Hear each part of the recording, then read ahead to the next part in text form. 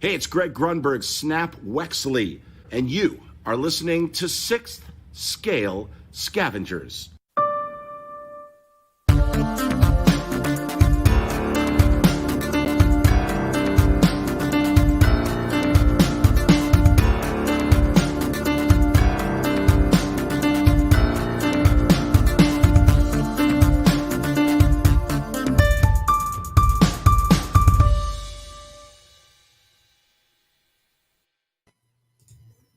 All right, Scavengers, welcome to episode 56 of the 6th Scale Scavenger Show podcast, live on YouTube every other Wednesday, talking hot toys and 6th Scale collectibles. I'm your host, Bryan Fontaine, joined as always with my good friends, Chris Letty and TC.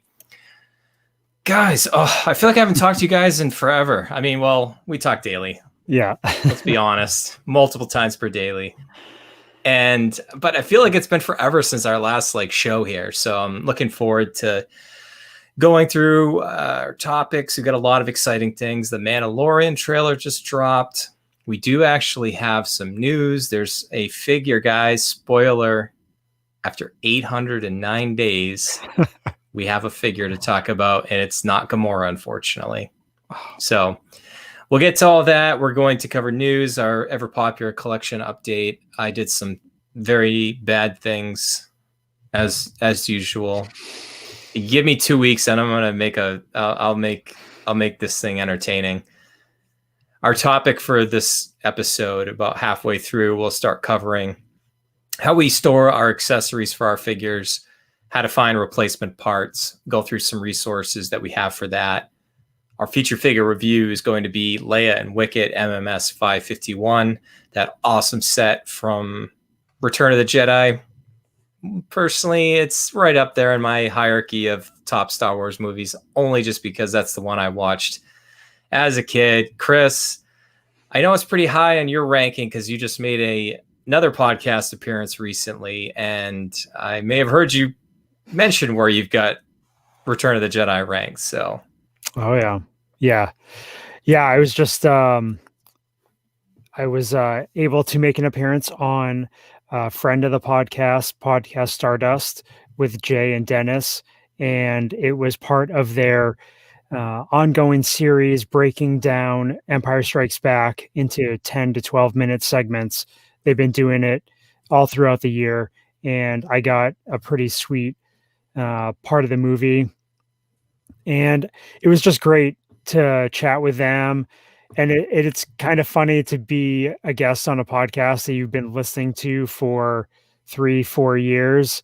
And they're such great people. And, if you're a Star Wars fan, they just cover everything from the TV shows, the movies, merchandise, breaking down episodes of Rebels and Clone Wars, and just, it's just such a great podcast. So again, if you're a Star Wars fan, definitely check out Jay and Dennis on Podcast Stardust. They're available on all the different podcatchers and YouTube and stuff. So yeah, it was just fun to talk Star Wars and break down Empire in a way that I never have.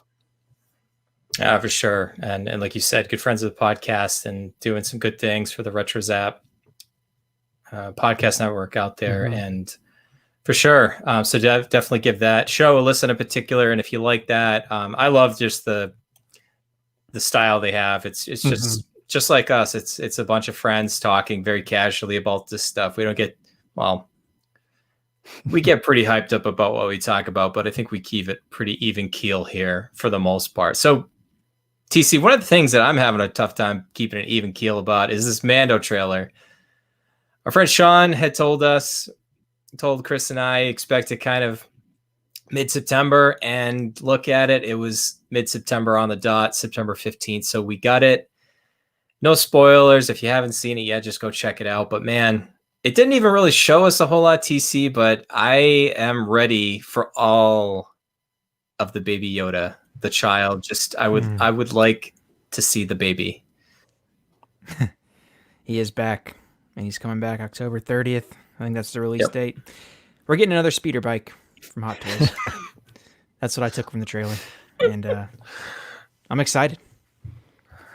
Yeah, I mean, again, like Bryan said, there was a lot of imagery, but not a lot of story to speculate on. I haven't, nor do I really want to delve into any of the theories or Easter eggs. I like doing a lot of that stuff after I've watched the series. I just want to kind of go in pretty fresh, but there's nothing like some new Mando footage to make you want those Mando Hot Toys figures, whatever figure it might be. Yeah, it's going to be exciting. And if you're a first-time listener, obviously we talk Hot Toys, we talk collecting 6 scale. We will sometimes here at the opening talk about what's going on in nerddom, as we kind of call it. We keep it spoiler free here. We're not going to spoil anything. You're here to talk about Hot Toys and collecting, not to hear necessarily our opinions on probably arguably one of the most popular shows in the world, or was last year. So hopefully we're looking forward to that keeping up. So guys, let's not bury the lead anymore. Let's talk about some news, and we certainly have quite a bit. We're going to kind of power through a few of these quick because, to be honest, Chris, I'm not all that excited about some of these, but in the vein of we cover Marvel Hot Toys, Star Wars Hot Toys, DC Comics to a certain extent, but they haven't given us anything in quite a while since Birds of Prey. I guess we got to talk about these Jet Troopers. So TC, you've got the stats here. These dropped on September 4th, and I'll go ahead and get those photos going here. Yeah, dropped on September 4th. MMS 561 and 562. That's for the regular, and then the Sith Trooper for $220. And like you said, it was announced December 10th, 2019, and just released September 4th, 2020. So pretty short time frame from reveal to final product release. But interesting release. Sideshow's supposed to get these quarter four 2020, and it is what it is. I don't think anyone, I'm sure there's people that are interested in it, but I actually think the prototype is better. They changed the visor. It seems it's like they can't even see. Like, I know. What are they doing? Like you can't even look out. It's like they're masked 100%. It's very odd. It's very thin. Maybe this explains why they can't shoot anything, Chris, but I think there's a place in a collection for these. I think they're reasonably priced. I mean, basically one's red, one's white. That's the only difference. The red one's the Sith Trooper. I like the guns they come with. A couple of them are these, like on screen here. These two came with the Sith Trooper regular version, the exclusive, and then the version that came out last year. They're pretty cool. I kind of like the tri-barrel gun. That looks cool. I can't get over the stinking helmet. It looks like a lobster or a shrimp. They can't see. It looks like they got two little straws hanging out of their mouth. I'm also having a hard time getting excited about these guys just because Rise of Skywalker isn't my favorite Star Wars movie, I guess is the best way that I can put it. $220 retail. Let's just go around the horn here, guys. Let's try to be as positive as we can about this. Mm-hmm. When do we think that they're going to go free shipping on Sideshow? As positive as I can tomorrow. be. Yeah, tomorrow. I was going to say around Christmas time. No, yeah. Yeah, it'll be a while, but actually the Jet Trooper scene in the movie actually... They fly now? Chris, they fly now? Yeah. Somebody had to say it. That line. We could go into that there, but I don't know. I don't really feel much about these figures, honestly. I know like Mario's pretty excited for him. I was just listening to Collecting Weekly. Dean said he might be on board for one of them. I guess it's a pretty popular character in one of the video games, but yeah, they just don't really do anything for me. One thing is, I don't think these were heavily ordered in Hong Kong, and the prices are still pretty high from Tim Cent and stuff. I think around 260 or so. Wow. So I don't know. What's up, 6 Scale Economist? Thanks for checking us out. Yeah, let's give some shout outs to I see moderator Mike's out there mixing it out. It looks like there might be some issues with the stream. He said if you're we haven't lost signal here in the control room, so I think a couple of people have logged out of the YouTube app and got back in, or some people are watching on TV. I guess that's some of the things that we deal with StreamYard, but for the most part, every time afterwards, the whole show is there. So again, 33 people tuning in live. We appreciate it. I mean, Elvis in the house, the Intergalactic Arms Dealer back in business. Check out our group, Collecting Weekly Auxiliary Group. I saw him posting some other things. He'll love having scavengers out there that are hooking everybody up. Danny Lee, Robert is there. Jeff, Simon. I saw Zach, the beautiful angel, out there. J-Rod, Sean, Leonardo. I haven't seen Leonardo in a while. Welcome. Brett, how's it going? Star Child 7. This looks like some newer people tuning in. Definitely appreciate that. I'm going to probably miss quite a few others here, but definitely appreciate. And then what's up, Chief? That he's dropping some knowledge. I know we give him a shout out all the time. He's super active on Twitter. He's probably one of the first people I see every morning that there's a new release in Hong Kong. He's tagging us, Chris, you and I, and I love it. Our 6 Scale Twitter account. Something about Twitter rate, at least recently, guys. I know Chris in particular. I know you're on there. It's just so darn negative. It's like it's a cesspool. I don't care for it. So yeah, it's funny. Just I'll comment on that quick. Like, I got on Twitter when we first started podcasting to help promote and share and interact with other podcasters and that sort of thing. But I don't know. It's just not. It's not really the avenue for that. I mean, Instagram seems like the way to go, and obviously YouTube and the Facebook groups. But yeah, I'm questioning why I'm even on Twitter. So. All right, TC, this is, we don't even really have any stats on this because I don't think this figure is even available on Sideshow. I didn't even know they had an artist collection line. I believe this was AC004. I don't know what the other three that came before this. We jokingly covered the Venomized Groot last time. We've now got Venomized Iron Man.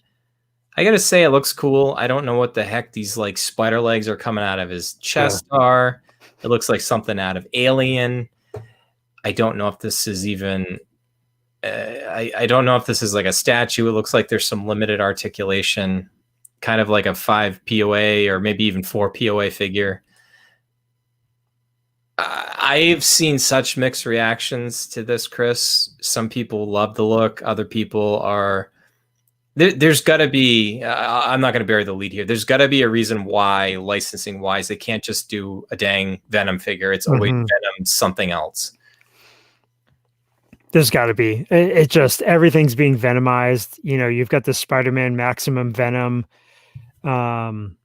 product line. I don't know if I think there's a cartoon, a video game, a comic.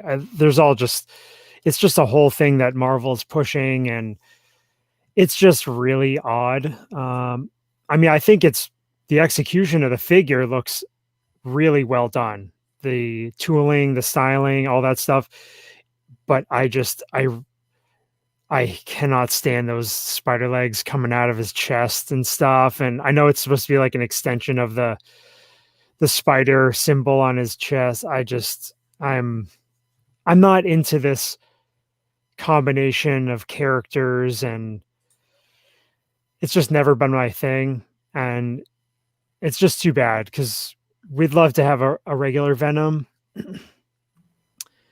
Wishful thinking is that when Venom 2 comes out, that Sony and Marvel and marketing licensing could get their act together and give us a Hot Toys licensed Venom figure. But this stuff, I don't know. It takes away from all the other figures that everybody's been clamoring for years.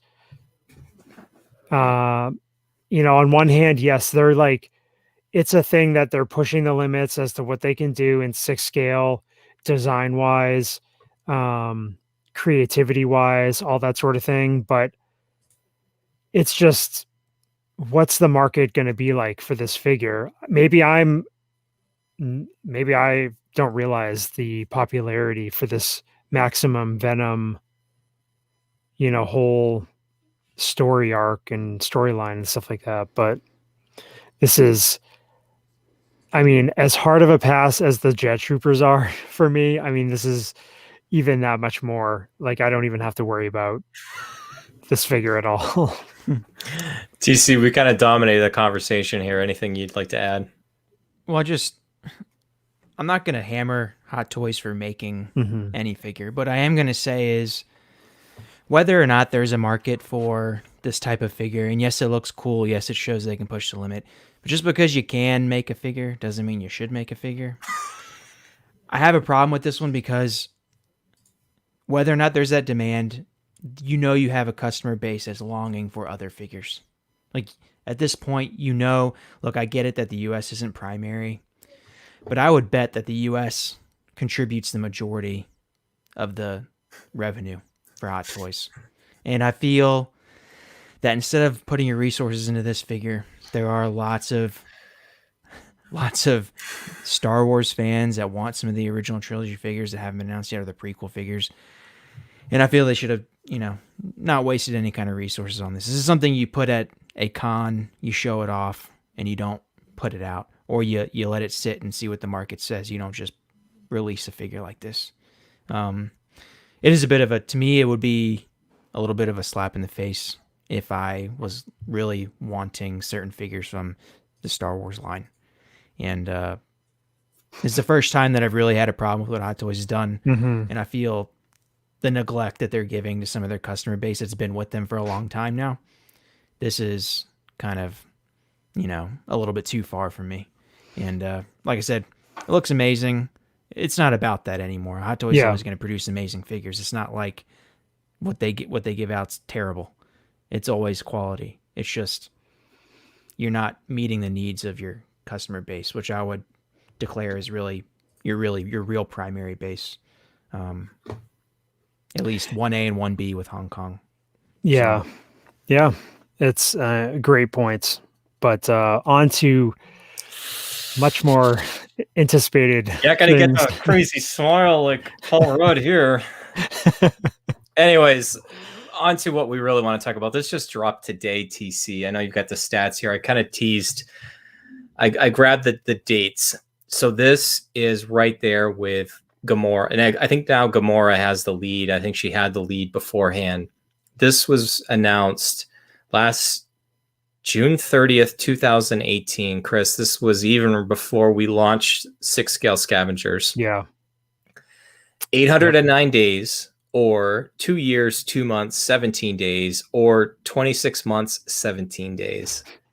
And Gamora is actually longer than that now. I think Gamora could push 3 years. It's getting that point. Oh my God.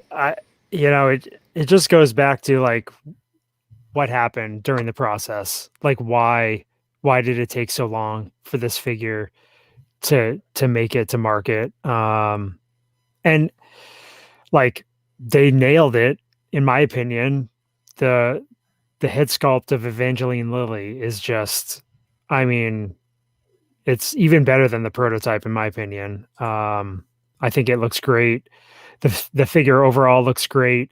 It's a very different aesthetic from other figures in your lineup. She's got the cool suit, the wings. She's got the helmet. I just think it's a great looking figure, and it's too funny. Like, this figure was a dopo for me. Actually, both Ant-Man and Wasp dropped on the same day, and it was strangely a Saturday.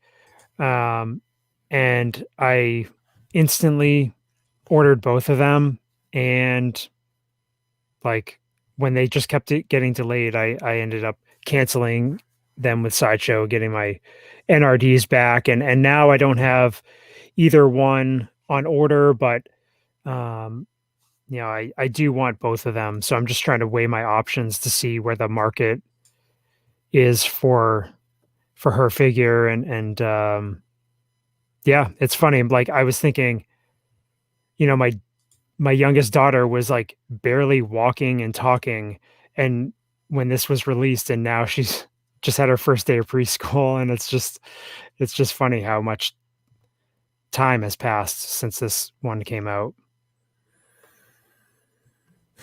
Yeah, I mean, it looks great. I mean, 10 times, 100 times better than the Paul Rudd sculpts, the Evangeline Lilly sculpt. I mean, but it's unfortunate that it was delayed this far, because I think there is a demand for this one. I did have it on pre-order as well back up until October, November of last year, and it never arrived, so I just kind of ditched it. But I mean, like you said, Chris, they knocked it out of the park. I mean, it's quality all around, and it's probably going to have a demand in the secondary market. It's the only Wasp figure out there, obviously, and there's a lot of, whether you have the first Ant-Man Civil War or the one they just released, there's a lot of collectors that have that figure that would want to pair Ant-Man with the Wasp. So Yeah. I can see this one doing pretty well. Do you guys know what it's priced at on Tim Cent at all? I checked today, and it was $339 shipped on eBay. I didn't check the actual website, so you can knock off $10-15 from there maybe. And that's that's like $100 over what Ray at Underground Figures has his marked at.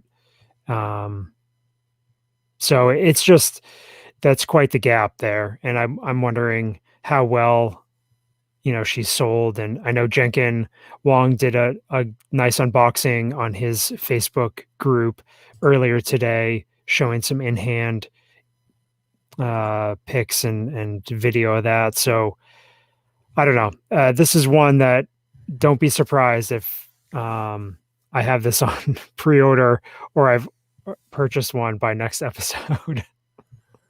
Yeah, I mean, a lot of what you guys have said, I'll echo. I think I actually had this on pre-order at one point too. I think this is going to save Ant-Man. I think his market's been a little suppressed. Obviously, we're joking about the smiling Paul Rudd head sculpt, but this is one of those rare times that I think the wait was worth it. And this it's one of those rare times that like you guys said, the head sculpt actually exceeded the prototype, because I thought the prototype was a little weak in terms of of her sculpt. So I'm glad, whether it was her telling, hey, you got to fix this, and that's what caused the delay. I don't know. We're not privy to any of that. But I think in pairing, I think they're going to look great. I think this figure is fantastic. If all three of us had it on pre-order at one point and gave up on it, I mean, what happened to the production run in Hong Kong? This could actually be one of those rare figures that they just didn't end up ultimately making a lot of. And I'm just speculating here. I don't have any real insight. So you could see this one and jump in the aftermarket. So I don't think that it's going to be that much of an issue stateside.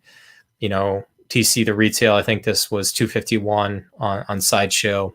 Actually, I was just looking at it. Hot Toys originally estimated to release this Q3, Q4 2019. It was only going to be about a year and a half tops. And it's obviously those 26 months, 17 days to be exact, because I use a date calendar calculator today. So that's the only reason I'm that specific about it. And but for sure. So I just saw Mike out there too. He's mentioning, if you haven't hit that like button, go ahead and do that already. Subscribe to the channel. If you like our content here, we join live here. It's completely unscripted for the most part, other than an agenda. And we just love hanging out, talking as friends. There's the conversation within the conversation with the live chat. It's just a lot of fun doing this. So I think in closing, I'm sure this will be a review figure at some point. It sounds like. I know Scott from Parker Files needed some retail therapy recently, so I know he's going to try to get this to Canada ASAP. Hopefully he'll do a review soon. And I think this one is one of those rare wins that Hot Toys has. And I think this one's going to do well. I think this will be, I haven't seen any reviews. I missed Jenkins unboxing earlier today. I have a feeling this one's going to be well reviewed, and that's going to, unfortunately, there's been some chatter in the live chat here about kind of like, do you buy a figure based on like market demand and everything? I think if it's a low produced figure and it's well reviewed, that's that perfect combination of that perfect storm that you could see people buying it up pretty quickly and you could see stock go pretty quick. So I wouldn't hesitate, even without getting too much into depth on the reviews and stuff. If you have any inkling like Chris does at this point that you might want the figure, I wouldn't wait, because I think this could sell out pretty quickly, and then you're going to look at paying aftermarket prices, and I think it will go above retail, is just my speculation. Yeah, I'm definitely interested in hearing the 6CL Economist take on this figure, because it seems like a ripe one for a good discussion on, if it's something that you really want, it's there's nothing wrong with picking it up.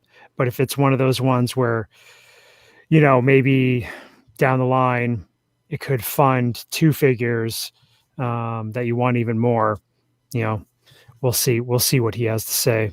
But looking forward to that one. Anything else seen news-wise out there, guys? I know we had an interesting situation earlier this week. Our friend Ray with Underground Figures, he'd emailed me and said, hey, Sideshow was going to allow him to sell the Stanley Ragnarok Toy Fair figure through email, but he couldn't list it on his website. And then I saw Big Bad Toy Store the following day do the same thing, which it seems a little shady, guys. If I didn't know Ray personally, have sent a lot of business his way at Underground Figures, I would have thought it was a little crazy. But then when I saw the same thing from Big Bad Toy Store the following day, but it's weird because it's like you really just need to email their customer support, say I want to order the figure. TC, what that tells me is Sideshow is not getting the volume of orders that they expected to on that figure, especially with a Toy Fair exclusive that they're the sole provider of. If they're having to go out to their distributors, their wholesalers, that tells me that figure is not selling well. No, what's the point of making them hide it? Is it because you're trying to save face or something? Or is it just like a contract with Hot Toys, but they're the distributor? So I don't know. It's odd. I've known of other circumstances where that's happened. Not just the Stanley figure, but it is odd. But you're right, Brian. I mean, they're obviously not selling much, because if they were, they wouldn't do that. Why go out to a wholesaler when you can get retail for it? They can't sell it.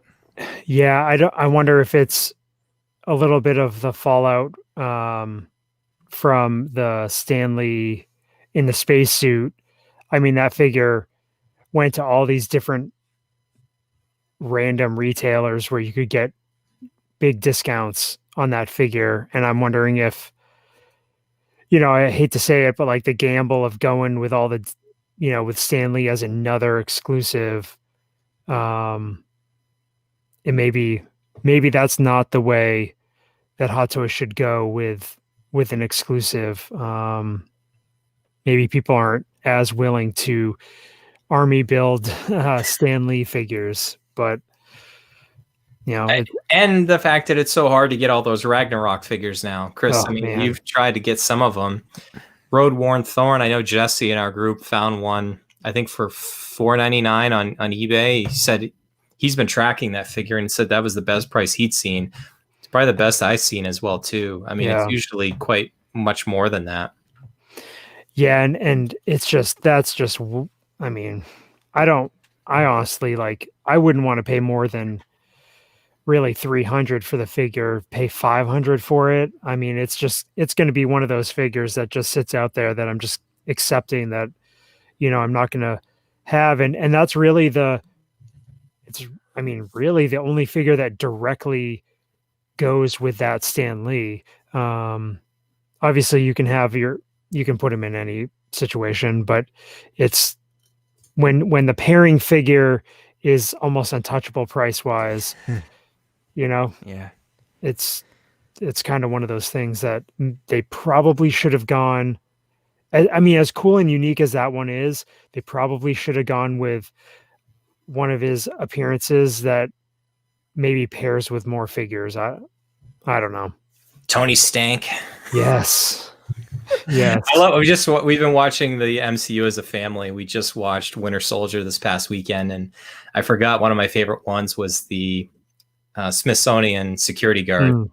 He said he's going to get fired over Cap stealing his suit back, which I'm so fired. Anyways, let's really quick. I don't know Sure. if we mentioned this before, and it's not on the show sheet, but Asimus revealed. Did we mention this before? The Gandalf Crown series line, they're about to ship out the first batch in November. No, we have not talked about that. Yeah, well, they're going to ship out the first batch in November. Was it limited to 500 or was it even less than that? I don't know how many. I think it may have been 500, how many they're going to ship out, but they will be ready. They've been making some good progress there. I think they have a video on their Facebook page if you want to check it out.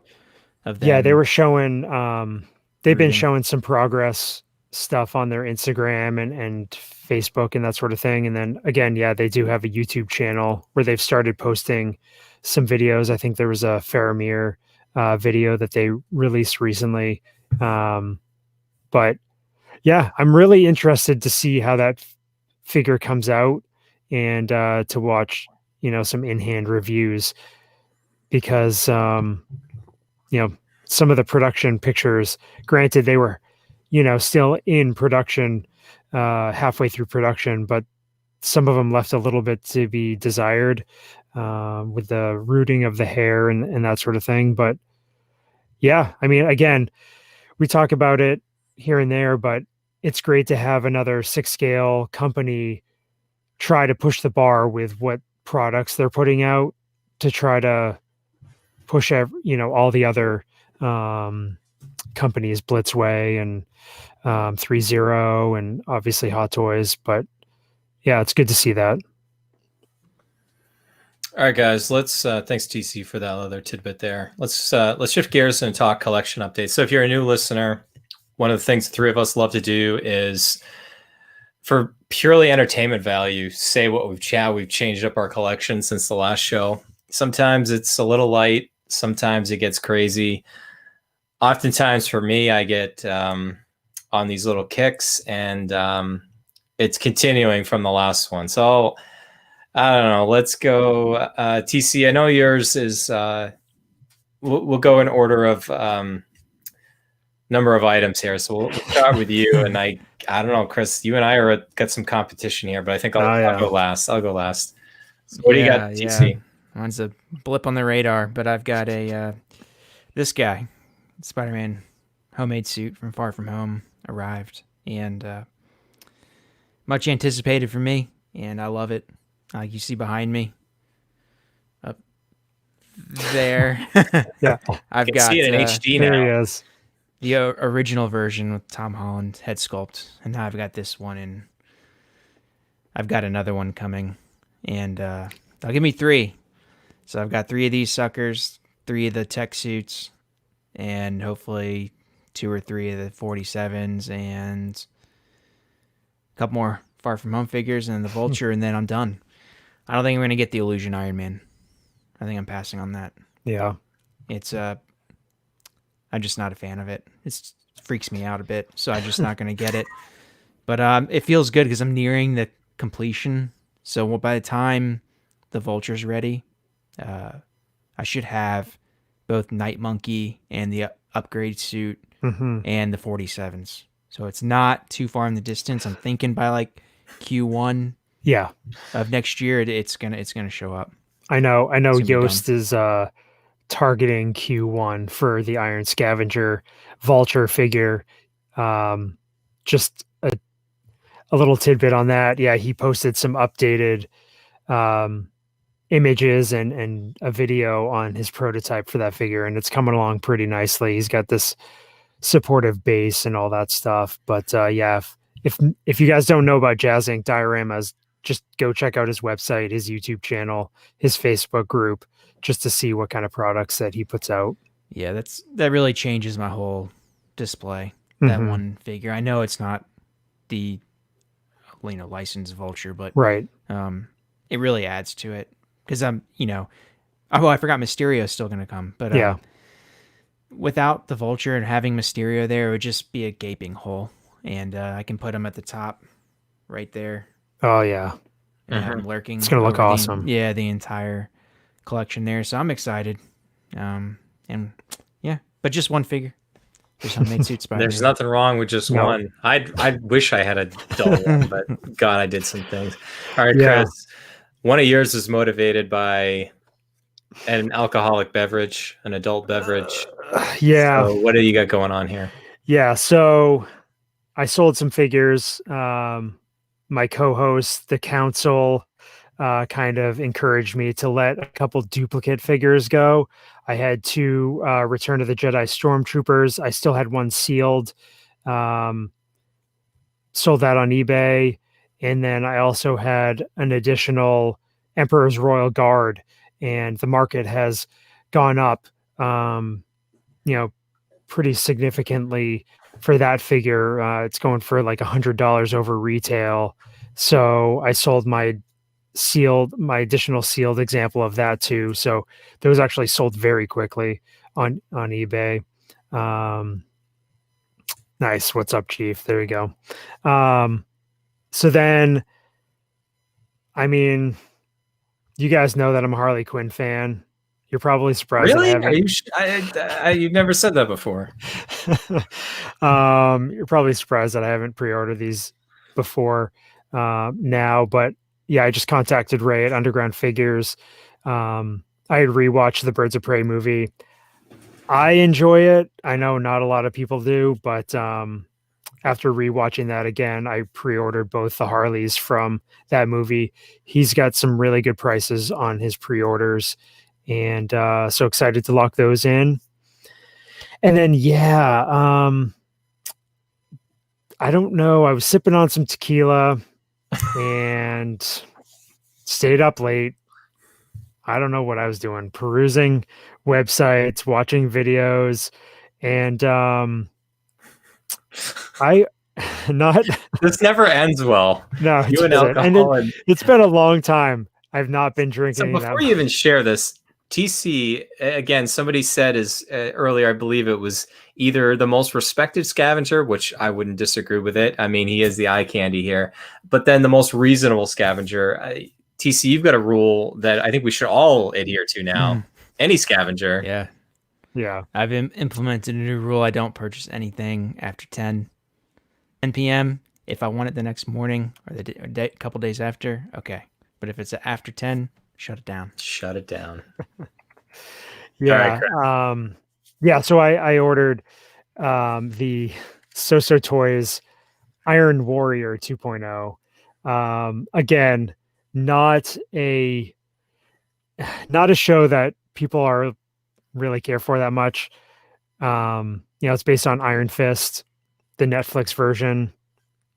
But Iron Fist is a top 5 favorite character of mine. I had the first version. I blew out all my third-party stuff. And for whatever reason, it was calling back to me. And I got the figure, I think, yesterday. It just showed up, and I'm like, what is this? And I literally had no idea what it was. And it was from Giant Toys, and like I opened it up, and yeah, so it's actually a really good figure for being unlicensed, and I don't know, I'm gonna pair him with Punisher and Daredevil. Again, I decided to keep those figures because Scott Parker Files, he's got this amazing display, and couldn't let those figures go. It would be really nice if Hot Toys would actually put out these figures that they have licenses for. You know, they hold on to these licenses and they don't do anything with a lot of the properties, which is unfortunate, but it is what it is when they're the top dog.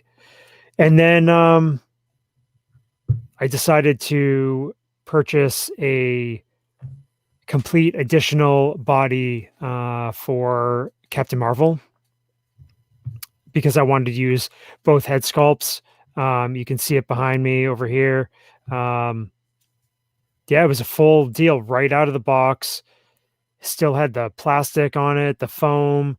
It just didn't have the head sculpt. It still had the neck peg or the skin tone neck peg, and reasonable price. Just did it. I don't know. I just like spending money. Not as much as my co-host, but and then the last thing I did, I kind of regretted not. Yeah, seriously, just that kid throwing the money out of the window. Yeah. So I ended up. I got the regular Han here. I kind of wish I had gotten the deluxe, and instead of, selling this one and then buying a deluxe and all that stuff, I just started poking around and I found I could get the coat, the belt, and then the hairpiece for really cheap from Monkey Depot. We're going to be talking about more on that in a little bit. Yeah. We'll delve into that. I am still looking for the goggles though. I missed a bunch of auctions buy it now sales on eBay recently. And so if anybody knows of anybody selling any of the Han Deluxe goggles, let me know. Shoot me a message. But yeah. Why didn't you just buy the deluxe? Exactly. I know. What happened there? What happened there? My co-host said I didn't need the deluxe. So. Oh yeah, that's right. Anyway, it's not, at least for any longtime listeners, it's not like the infamous Yondu scenario. I know we've had some people that have been blowing through our old episodes now, which that takes some dedication. I mean, we're on. I know, we appreciate it big time. I mean, that's just crazy. I would laugh so hard at how much things have changed, and then if you listen to the first few and you just tune in now, I think you'd think my collection is pretty much the same. I love it. That's the fun thing is we have all that content, 2+ years of episodes, and people just see the progression. I mean, yes, we've had people from day one, people pick up at different points, but the transition and the shifts and the redirections and all that stuff. Yeah, definitely. I mean, that Yondu one is a good story. I can't remember which episode we reviewed that figure. I think it was along with Mark IV Iron Man.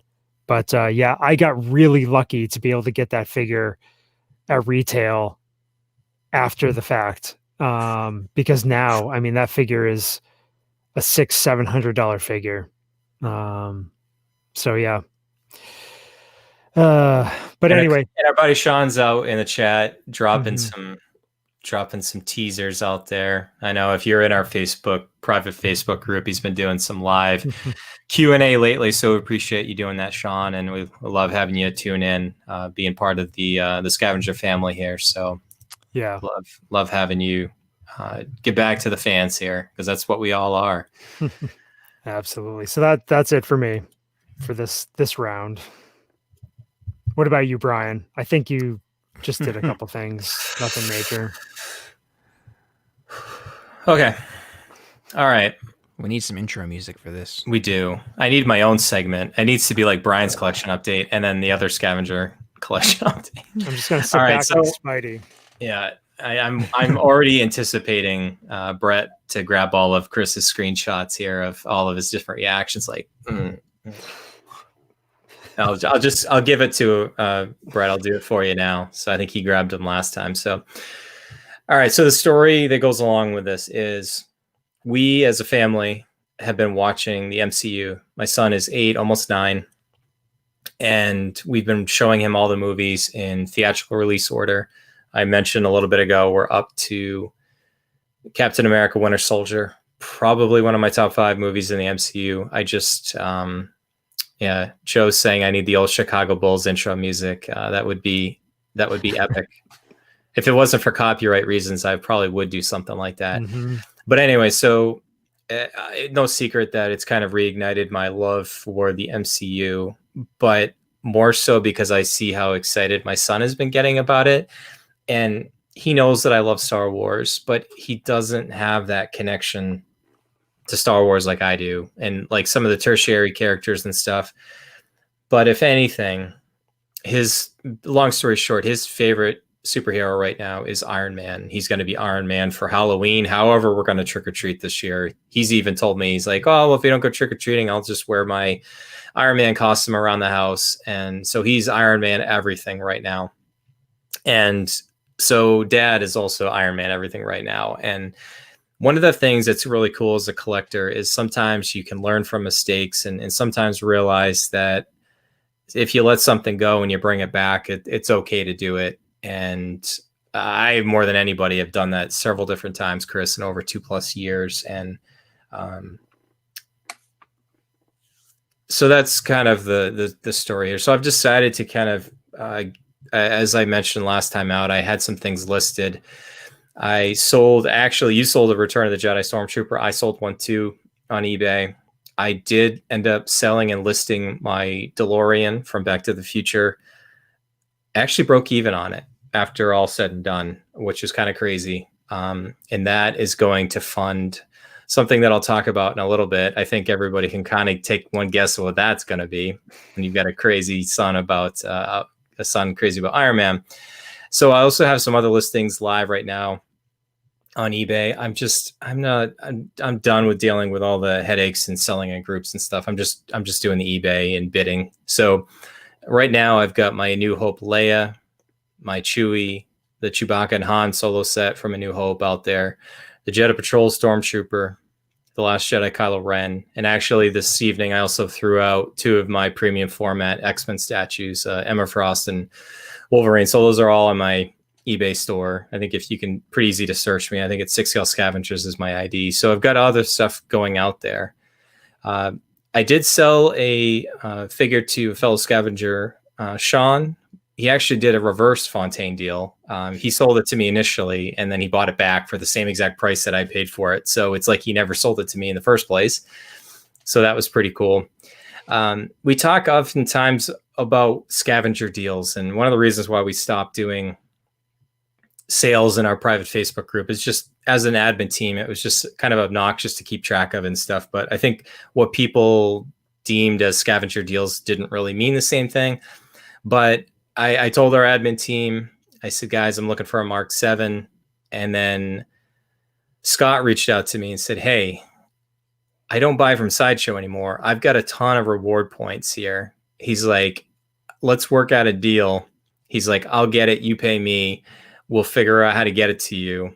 So we did. And so below retail, mind you, picked up a Mark 7, and it's epic. I know longtime listeners know that I was supposed to get one at the end of last year, and Sideshow screwed the pooch on getting it to me shipped. I ended up canceling it. So it's back. It's in my collection. It's going to go with some of the other Iron Man figures that I've got. I mentioned selling that DeLorean. Well, I dropped an NRD and set up a payment plan for the Hulkbuster just to delay payments for a little bit. So basically, I just avoiding if it went waitlist while I was kind of waiting for it. It kind of bought me some time.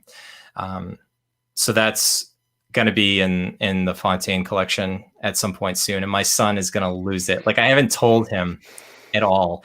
So it's like Iron Man, all the armors, and then it's like Hulkbuster is like at the top. So like, I think when he figures that out, he's going to I can't wait. It's going to be one of the funnest things I've ever done for collecting. So it's actually pretty durable.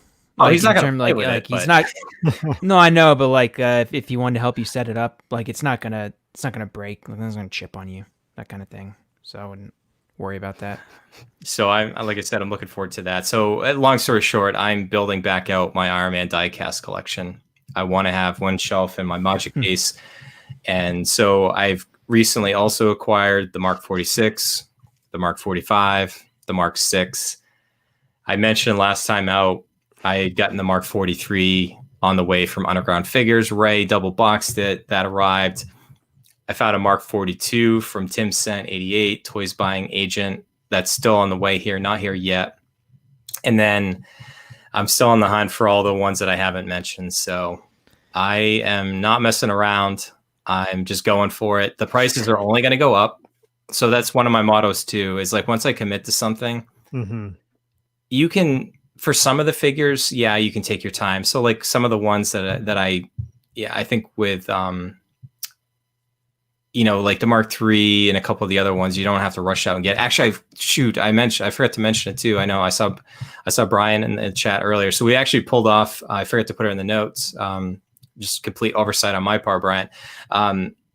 So I originally was going to sell my Back to the Future Marty on eBay. It sold, and the buyer flaked on me like immediately. So I had to pull it down. I relisted it. And then Bryan reached out to me. He goes, "Hey, do you still have it?" And I said, "I do." And I had posted in the group that I was looking for Iron Man figures. And he's like, "Well, I've got the Mark II." And so he and I actually did a scavenger deal of all things. So that's kind of in transition through the mail for both of us right now. And I'm really looking forward to it. I just makes me wish that I never got rid of them in the first place. We were talking to Roy. Part of where before I didn't mind getting rid of them because I made the stupid mistake about parting out some of the head sculpts and some of the other things. And it made it easier to part with them the last time. But like I said, just bringing it full circle, just seeing how excited my son is about Iron Man. It brought it all back, watching the movies. And Iron Man, at least in the MCU, has got a beginning, middle, and end to his story. I mean, Hot Toys will probably always find ways to put out new figures, but it's going to be cool. I mean, TCU mentioned it, having that, like the Spider-Man display and having it be semi-finite and final. I'm looking forward to having that too. So I've been just seeing a whole bunch of comments flashing by. Elvis is looking for an intermission. I could use one right now. Kind of done a lot of talking in this show. Grab some water. Yeah, man, it's interesting because even like the older Iron Man diecast figures, like the 42, and then some of those exclusives that are non-diecast, they still hold their value. Even if they re-release like the 5 or the 6, they're not going to go down, terribly, too much. I mean, that the 5, it's still going to sell for $400 or $500. Even if they announce a re-release, maybe even higher, and then right until time when they actually reissue it, would it then probably drop around retail? But they just hold their value, and like you said, it takes a reissue for them to go down in value. Otherwise, they're not. There's no supply. It's gone. Yeah. So I'm actually finding that right now. It's actually one of the hardest ones I've been able to try to find outside of the 5. Obviously, is really hard. It's the Mark IV. TC, I was asking you last night kind of your thoughts about like the gantry set, and the 4 it's actually on waitlist on Sideshow. Shout out to Mike, our one of our moderators on part of the admin team. He jumped on the waitlist for me because Sideshow would not let me go on the waitlist again because I'd already bought one from them. So thank you, Mike. And I don't know if that's ever going to convert, but it's actually kind of hard to find right now. And then the overseas Hong Kong prices are at least double. So again, I'm looking for scavenger deals. Most of the ones I've gotten back are basically originally sold it for. The Iron Man market's actually pretty similar to what it was when I sold them all. So it's just basically like almost undoing the deals that I did. So yeah, I know I mentioned in a little text with you that I didn't find the gantry to be an amazing piece, only because I don't feel the materials are anything great. It's all plastic. Joints are plastic. You attach the pieces together and then take them apart one time. The paint rubs off at the joints. where the connection points are. But honestly, where the prices are right now for the regular Mark IV, it's not that crazy to go out and get the gantry. It looks amazing, and it wouldn't be a dumb move to get the gantry, even though it's more expensive. Just the Mark IV on its own is, $600-700. Yeah, unfortunately. So if anybody's got a lead on it, I'm more than happy to, I'm putting it out the APB here. So that's kind of the one I'm finding the toughest to run down right now. So, all right, guys, let's shift gears. Let's talk about our topic. I don't know if this is going to take us a ton of time. We're already at the 56-minute mark. We've got this topic and then Leia and Wicket to talk about. So I think we can still wrap up around our normal 90 minutes. So I've got the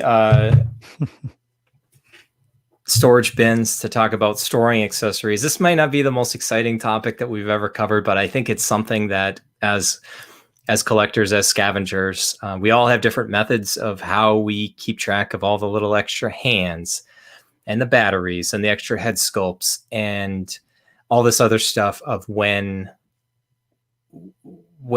like, what do you do with it? I mean, you can keep it in the box, but then also our friend Zach with Collecting Weekly also gave us kind of like an additional addendum to our topic and said, hey, it might be pretty cool for you guys to talk about finding replacement parts. I know specifically, Chris, there was one example Zach shared with us that he'd gotten one of the Maleficent figures recently. And I guess I'm not familiar with the figure, but I guess there's one part that's got like a green flame or something like that. And I guess it's pretty fragile. And he had said that he got an extra one right off the bat because he thought it might break. It did. He had a backup. So we'll also kind of weave in how you can, some of the websites and stuff that we use to either like do what you did, Chris, recently. You've got an extra Captain Marvel body that you found to basically get a second figure for cheaper, getting an extra head sculpt to do a kit bash, all those other things here. So let's just we'll all kind of go through around the horn here. And obviously, Chris, yours might not be as important to a lot of scavengers because you've got the Letty warehouse there, but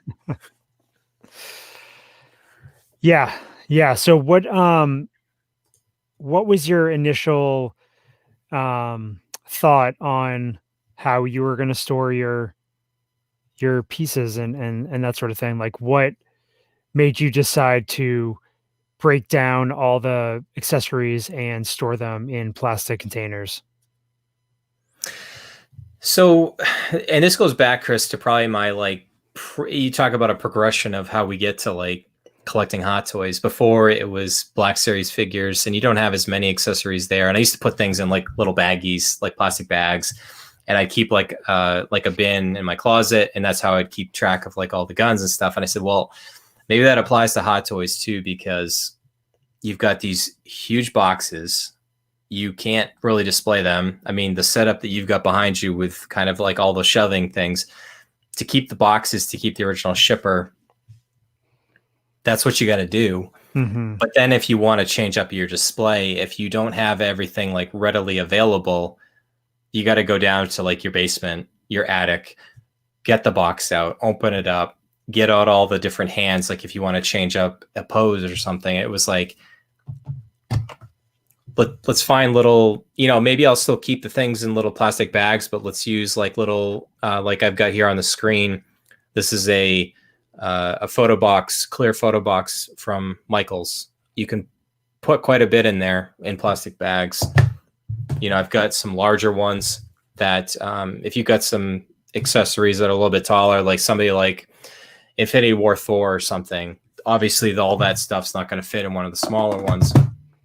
And then even bigger, you can get the things that have the compartments on there. So, if you've got a longer, a sniper rifle or something for a Death Trooper, or extra Iron Man accessories or something like that. So that's what I've done. And I know there's others in our scavenger group that, have done other things. I know Robert has got a pretty impressive setup. Actually, below his diorama, he's got a very similar, all these different drawers and stuff that have different hands. So I know you're going to have to figure this out eventually, Chris. So take in all this advice. Oh yeah. Yeah, that for me, that's the big thing is what is my ultimate goal, because like where behind me, where all my shelving units are and I have everything stacked up, that is where my display is going to be. So I need to figure out where all those boxes are going to go. And as of right now, I can just have everything stored in their boxes, and I can, switch out my display behind me and just pick out whatever I want, and everything's right here. Hopefully someday when everything's all finished off and I got a, sweet display, I've got to put that stuff somewhere. And I think your idea of getting the smaller bins, compartments, all that sort of thing, and having everything labeled. I mean, I've already gotten stuff. I bought a label maker. This is where the real dirty collecting stuff comes in. Yeah. Yeah, I got my label maker. I bought this assorted set of acid-free jeweler's bags, like all different sizes on Amazon. Like hundreds of them. That's like a pro tip right there. So I would definitely, acid-free, all that sort of thing, because I've started doing this with some of my my 3 3/4 inch Star Wars figures, because I don't have them on display. I do use like different sandwich bags, but the big thing is, finding ones that there's not too much room in them. You want everything pretty tight. And yeah, so I mean, Robert's saying he leaves notes in each baggie. Oh yeah, absolutely. Because if you're going to be doing this, if you have dozens and dozens of figures and you're going to break all the boxes, like pull all the accessories out, you definitely want to have everything labeled, MMS numbers, all that stuff, because the last thing you want to do is get everything mixed up and then try to figure out what goes with what. And then the other thing too is, if you're going to do that, I would suggest taking a picture of your box, like with all the accessories, like how they're supposed to be, because sometimes it's, you can't figure out which hands go in which bin and all that sort of thing. But for me, my plan is to do that, get everything all labeled, and then where my display is kind of where the stairwell is, and I'm going to have shelving inside, like underneath the stairwell, and have everything stacked up in there. And then I'm going to have all my boxes and shippers and stuff up in the attic. And then that way, like, if I ever need to get them, like I can get up there and get them, but that way it's just completely out of sight and I don't have to worry about taking up tons of storage. Because some of you guys know, I mean, you start having 50 plus figures. I mean, you've got 50 plus boxes, and I'm not one that I'm not going to flatten these boxes. I'm not, like, no way. 'Cause you still got all the plastic clamshells inside to consider. And so, yeah, Robert's asking if I worry about flooding the basement. I do have a sump pump. I'm going to buy an extra sump pump just in case. I have a water sensor, dehumidifier, got all that stuff in the basement.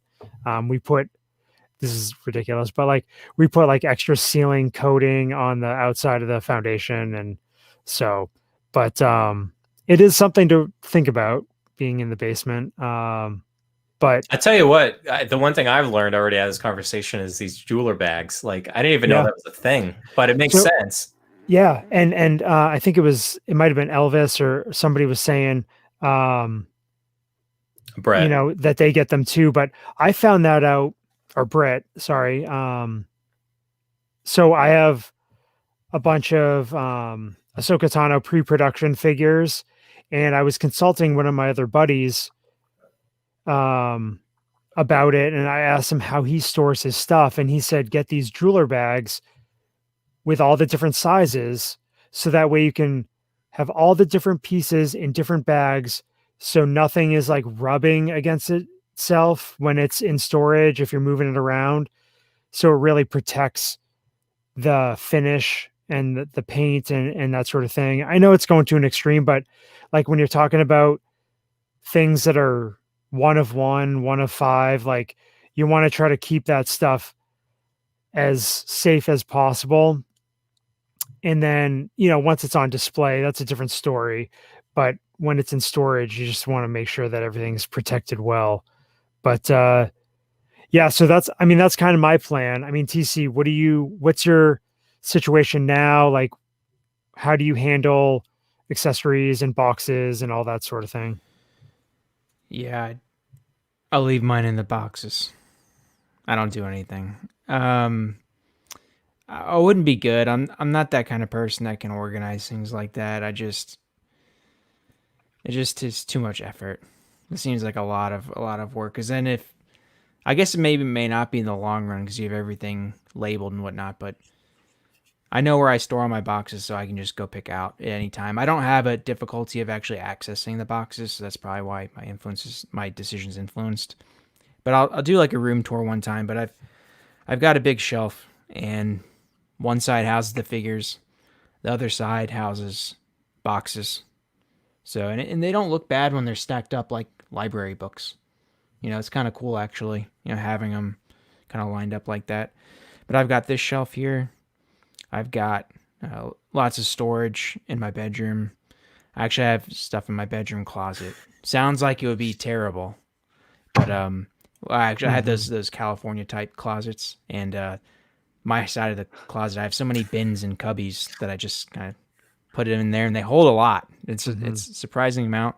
And I've also got those little, like in some bedrooms, I don't know if you have attic space in your house that's like like on the side walls of your bedroom where you have those mini doors. But I have a couple of those areas where if I had to, I could move figures into there.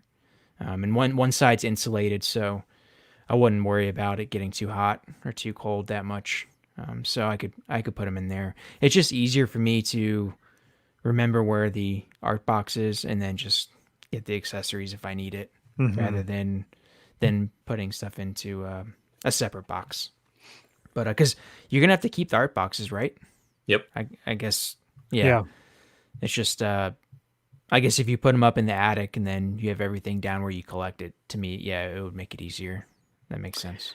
Yeah, I mean, the other thing to consider is obviously the financial side of getting a crap ton of plastic bins. And it's just, I went to Michael's just to look at pricing and stuff, and you definitely... Each one of these little things is like a couple bucks. Yeah. If you got one of these for every figure, there's a larger side. I don't know if this is like 4x8 or whatever the size is in my hand here, but yeah, it does add up. So there is a financial commitment to be organized. I know a couple of people have mentioned, being OCD as certain thing. I mean, as collectors, I think we're probably all a little OCD. We're all a little quirky with the things that we do. I think Brett was even saying he put each little Iron Man hand in its own little tiny bag to avoid scratching. And he said he's got like 10 Iron Man figures. So do the math. So I think we've kind of covered all the different things. I mean, there's some options out there. Maybe somebody's never even thought about it before. Yeah. If you're a new collector, you've maybe got only a handful of figures, there's nothing wrong with that. Regardless of the collection size, anybody is welcome to be part of our community. Some of us are crazier about this collecting thing than others, but this is also my only vice. It's like I'm not I don't have like expensive cars and all this other stuff like this. This is what I do. So, but yeah, there's options out there too. So the other thing I did want to touch on it quickly, because we did mention it, was sometimes finding a replacement part. Sometimes something breaks. You don't want to get a whole new figure. Sometimes these older figures that we're chasing, sometimes you might want to just get a part. Maybe you want to get an extra head sculpt to do a kit bash, etc. Get another figure essentially for cheaper, like Chris did. Couple things real quick. Chris, you mentioned a site that I wasn't as familiar about. I usually check out Toy Anxiety, and they're usually really good. They actually will buy new figures to specifically part out. And if you go to their homepage, it actually shows some recent figures that they've broken down, air quotes broken down, to get all the different parts for it. And usually if you're trying to do a kit bash and you just want like a Hot Toys underbody, you can get one pretty reasonably. They have the head sculpts, extra hands. That's just what I've used. Chris, what was that other site you had mentioned? It was Monkey Depot. Okay. And that was actually, Roy had mentioned that website, and I had checked it out before. I don't know if I had ordered anything from there before. I kind of knew about it, but as soon as he mentioned it, I jumped on there and I was, checking to see what they had.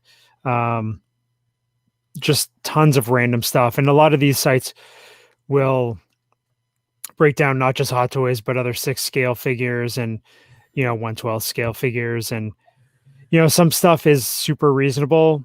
Sometimes there's a head sculpt that, does go for quite a bit. But I mean, most of the time, if you can time it right and you get on the site right when they break down a figure, right when they first list it, you can get some good stuff for, really good prices. And, I'm not too huge on kit bashing. I've tried a few figures in the past, kind of gave up on that, kind of getting back into it a little bit with some stuff. But, Monkey Deep, the prices were definitely cheaper than Toy Anxiety. But Toy Anxiety earlier this year had this, it was like 50% off deal. And I ended up buying pretty much bought out all their like Harley Quinn stock of everything. They put it out there just for you, Chris. I know they did. I was like, oh my God, what the heck? Perfect timing. But it was like just crazy reasonable. I put together a figure for just way less than I granted the figure was not 100%. And it was a little bit of a kit bash, some different elements added to the Harley figure. But like, and then I found a box with all the trays and everything on eBay. I think it was like $20 shipped. So all in all, I was into the figure to have a complete figure that I could display and everything with the box. I think I was into it for like $160. And, that figure now is like almost $300 figure.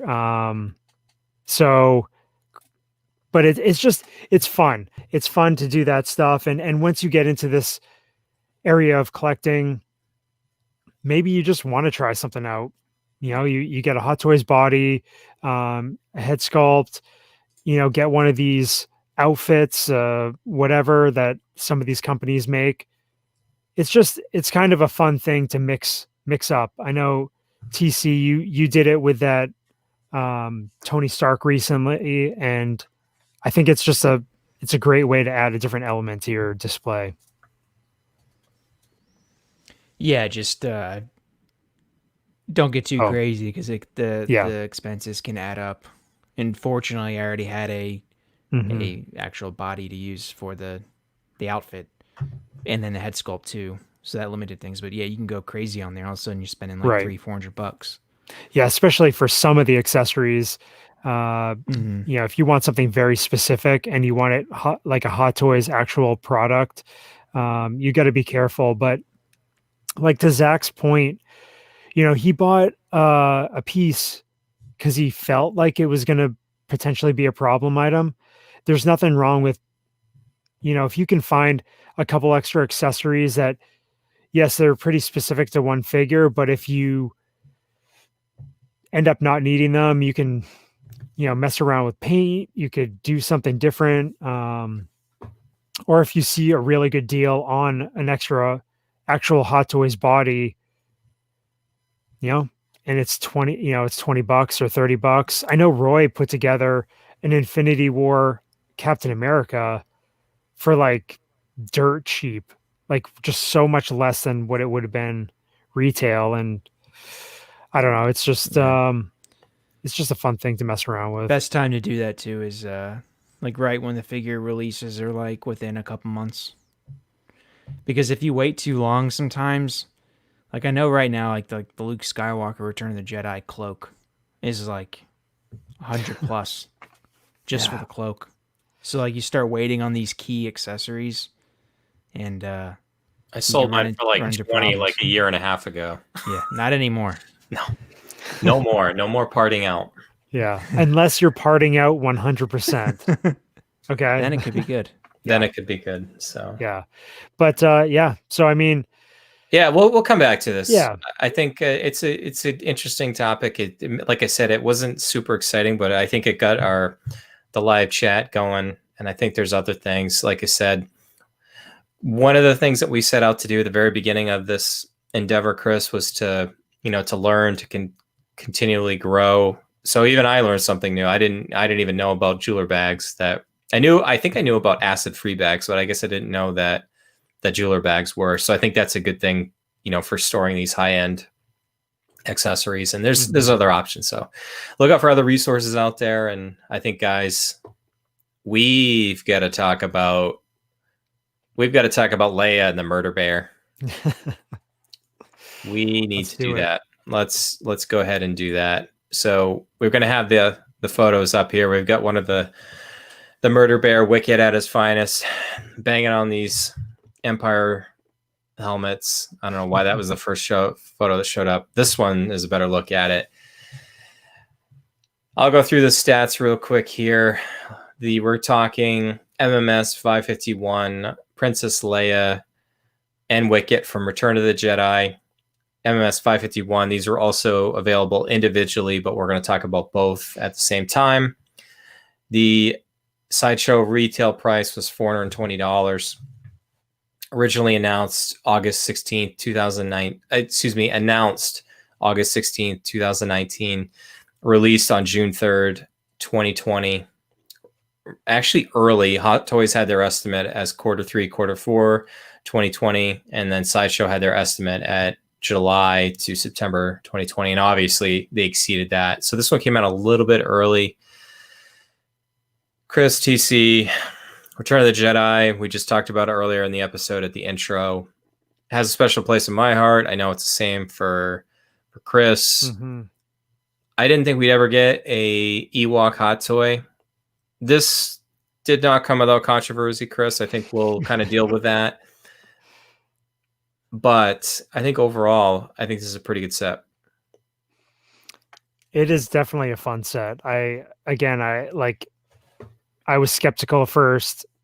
I mean, I wanted it. Endor is my jam. I love Endor. I've got the Luke, and hope we just get more figures for that lineup. But I originally had this from Big Bad Toy Store. It released. I wasn't that crazy about the appearance of Wicket. And then I canceled that, and then I ended up ordering it from Sideshow with a bunch of rewards, and I just it is a fun set. On initial glance, they did a really good job with it. We can definitely delve into some areas that could have been improved upon, styling wise. But I love the set. I mean, you guys can see it right behind me. I got it all set up. I switched Leia's. I put on her battle poncho, got on her helmet, did all that fun stuff. I read the instructions. I didn't wing it. Didn't want to mess it up. I am slightly worried about if there's going to be any issues with the paint on her head when I take the helmet off again, but we'll find out when that happens. But yeah, I mean, Bryan, what did you think when you cracked it open? I'll get to it in a little bit. Okay. TC, I know you don't have this in hand, but just any thoughts you have, anything that you saw just as a fan of hot toy figures and just seeing it in the community? Yeah, I used to have the Hoth Leia figure. Don't have it anymore, but I think if I had to pick one Leia, I'd probably pick this one, just because I think the value you get with the Wicket figure is a little better overall, especially now. I know now the Hoth one is $350 plus, so I'd probably pick this one. It's gonna go well because I think you're gonna inevitably get some of those speeder bikes. Mm-hmm. I think, if I'm not mistaken, it's very close or almost identical to the ones in the Mandalorian, just different color. So I think you're gonna get those speeder bikes. You compare with Luke, and obviously Wicket, and then maybe we'll get a scout trooper. I just think there's a lot you can do with this figure in the future. I think there's gonna be a lot more to a display. I think this is one of the building blocks to a future great display from like representing Endor. So I think overall it's pretty good. It's not perfect. I don't think Wicket was done exceptionally well because I know Hot Toys, if they want to, they can put more detail in. But it's unique. So I think that has it going for him. Yeah, as Chris mentioned, I was pleasantly surprised. I was actually dreading it. I saw the initial photos and everything, and I almost thought about canceling it. But like you, Chris, I love Endor. I think as a kid watching Star Wars, that to me was just going back to that scene with the speeder bikes and everything. So I decided I needed to have this. And Wicket surprised me how fun he was. I think there's probably still a lot of pros and cons that we could probably talk about each. Let's kind of do that in a moment here, Chris. I think we can kind of run down through each. I think my biggest issue with Wicket is from prototype to release, the weathering in the face wasn't as strong. I will say that this is one of those rare times that if you see it photographed, just the shade of what it looks like, a bright white flash, depending on the lighting that you have in your room, it can make it actually just look a lot whiter and brighter than it really is in hand. And it definitely looks better in hand. It's also a fun figure. Leia, having owned all four, well, I'm in the process of selling the A New Hope one. I think the Hoth one's still probably my favorite. I think the head sculpt is the best one that they've done. This to me is like a little thin, but it still works. I had some issues with the Leia as well. So I think it's a necessity for Return of the Jedi fans to have this. Overall, like I wouldn't give this set like high marks across the board, but for nostalgia purposes, I think it's a must have for Star Wars fans. So Chris, let's start with the Leia figure first. Okay. And I'll lead it off. So let's just go from the head down, just some of the different things that we saw. You're braver than I am. I did not try to put the helmet on. I was worried about the tight fit around the ears, that it could scrape. I think she'll probably look better with the helmet on than without. But I don't know. They feel like they could have executed that helmet better. I totally think they could have executed it better. It was so much tighter than getting that helmet on. It was so much harder than I thought. It really took some force to get it positioned properly. And then I still don't know how you get the strap to actually connect. There's like a little nub on the inside, but the nub is like right up against her ear. And I'm just like, forget it. I don't know how it's going to stay in there. I mean, I guess I could mess around with it more, but it's like, it requires you to push down on the helmet more. But me being like loving, Endor and being a Rebel Commando focus collector, like I have to have the Rebel Commando helmet on her. If there is damage, so be it. I mean, I'm not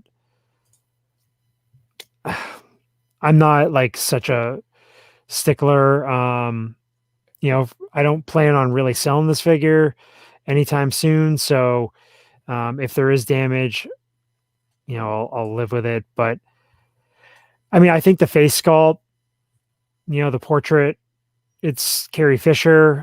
It does look a little, I don't know. She kind of looks like she's looking off to I don't know, the way they have her eyes. Yeah. It's a little off. Yeah. And I do agree. I mean, I do like the Hoth one head sculpt better, but, I mean, the paint application on this figure is really well done. And, I just think as far as that goes, it's pretty good, but definitely they could have come, especially with like all the stuff they've been doing with the Han Mud Trooper and different things. I mean, even that has its areas of concern, but there just could have been a little bit that the helmet could have been more pieces. Like you could have taken apart the helmet a little bit better, but yeah. So I mean, the arms, I'm glad they didn't go with seamless arms. I know that was kind of a little controversy that you can see the elbow joints and stuff. The way I have mine posed, you don't see it at all because I also have the poncho on. But Chris, I think my next biggest gripe with this figure is this poncho. So I've got, you can see the front of the poncho here for the life of me. So you have to remove the figure's belt to put the poncho over the head. And then you have to thread the belt through a couple of holes in the poncho. On screen here, you can see that the pistol holster is on the outside. There is no stinking way that I could get mine to display unless the holster was inside of her poncho. It just would not stretch enough. I don't know. I didn't want to toss it with it too much, but I don't know. Like, and it looks weird without it being there. So I'll have to give that another go. I do want to display it with a poncho because I think it looks better. I'm not certain. Like, I'm not sure I'm as brave to put the helmet on like you. This is probably not going anywhere in my collection. I'm still waiting for another Han Solo. I love this Return of the Jedi version for Endor. Give me Bespin. Mm-hmm. But I think overall the rest of the figure, I mean, those are my only couple gripes. Anything else, Chris, that... Yeah, I'll just touch on, I mean, it's definitely the way I have her posed behind me. The only thing you can really see is her right wrist joint. Cause she has the watch on her left wrist. And if you position it so you could, kind of hide the elbow joints. Yeah, I mean, I didn't have a problem with that holster, but there's like a pouch that you have to slide off the belt, and I should have grabbed some tweezers to try to lift it up and over the Velcro because I definitely struggled with that. I didn't want to rip the straps that hold the little pouch on. Because the instructions just say, yep, just slide it right off. And it didn't quite do that because the Velcro, the edges of it caught the strap. So that took some messing around with. But overall, I mean, I think the figure is a really nice figure. It definitely harkens back to the Kenner Endor figure of Leia with the battle poncho and the helmet and everything. And I think they just, a couple areas that they could have improved on, but overall pretty good figure. So Wicket, I did a live unboxing of this set in our private Facebook group, and everybody that saw me do that, I just was kind of not like giddy when I was opening Wicket, but I was so surprised by it that it looks much better in person than a lot of the washed out photographs that you're seeing. And it was just so fun. I mean, he's so little. I was surprised, Chris, at the amount of articulation that was there. I've got one of the photos on screen. One of the hands that Wicket comes with is a little, food nugget that Leia gives him. And, you can kind of have him looking at it.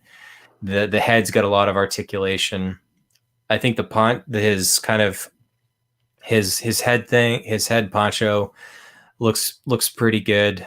I did quite a bit of futzing with the hair. I think at John Martino, Tashi Station had the suggestion if you get a comb and you kind of just futz with the hair back and forth, you can kind of like with the Chewbacca figures, anything with hair on a figure out of the box, out of the factory, it's all kind of matted down.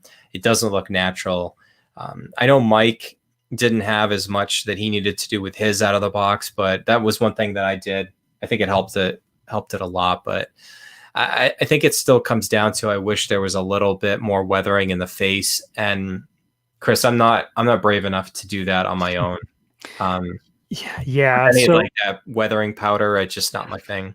oh man, we'll just maybe send it to Zach at Collecting Weekly, and he can do it for us. But yeah, the face is definitely, or the coloring, is funny. Like, I hadn't really looked at image of Wicket basically since I opened the thing, and I thought it was pretty good, and I was kind of messaging my buddies Justin and Steven, and they were both like, dude, it looks like straight white, like, and I'm just like, in person it does not look that white.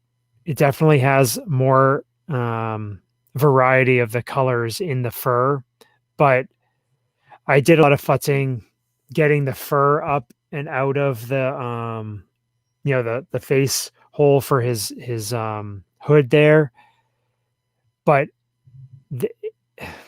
it is way whiter than in the movies. I mean, it's just, I was looking at images this afternoon of what Wicket looks like in the movies, and it's not really even that close to the figure, even when you're looking at it in hand. And really, it kind of stinks that Hot Toys just couldn't use some darker fur and put it in there. Like this image right here of him banging on the bongos, the helmets, it really shows that pictures make his face look, pretty white. Like this one, It's it looks not, weathered, yeah, but it's still too light, I think. yeah. If you look at images, I mean, his fur right around his eyes and his nose and his mouth is like really dark. But again, I hope somebody puts out a video of, or there might already be a video, of trying to darken that fur. Cause I mean, I would kind of like to try it, or I don't know, just at least watch somebody else do it before I do anything. Cause I don't trust myself to just wing it. That's not, I do not have the skill set to get into something like that without watching somebody else. But and Mike brings up a good point. They had to do it's a new body fur. They haven't had a lot of luck with the Chewbacca figures. I give them credit for trying, and maybe this pushes the envelope for them. I don't think we're ever going to get a Wicket 2.0. I think your option is to probably weather this if you don't like the shading. Yeah, and it's like you said, it is I did the same thing. I opened it and I just, a big smile on my face. It's because it's just a cute, like, fun figure. I mean, it's just like, the Ewoks are, or some people don't like them, some people love them. I've always been totally fine with the Ewoks and Wicket in particular. And I just, he's the one to make. I really doubt we're going to get a Poplu or a Logray or a Chief Chirpa. I doubt we're going to get any of those figures unless Disney Plus just either bring back the Ewok movies or make an Ewok series. But so if you're a Return of the Jedi fan, an Endor fan, like, this is your shot. And I don't know what the price is. Obviously you can get this pack at retail. You can go get both figures at retail individually. I'd say get the set because you get the additional, helmets and little base accessories and stuff. But yeah, I love it, and I just can't wait to have an Endor display. For sure. And if you do have a good weathering video, drop it in the comments down below. Help out a fellow scavenger. We'll share it and pin the post or whatever. But I know, TC, I feel bad. We've been kind of dominating the conversation because this isn't a figure you've got in hand. But I will throw it over to you. We'll let you pick how we're going to rate this figure set.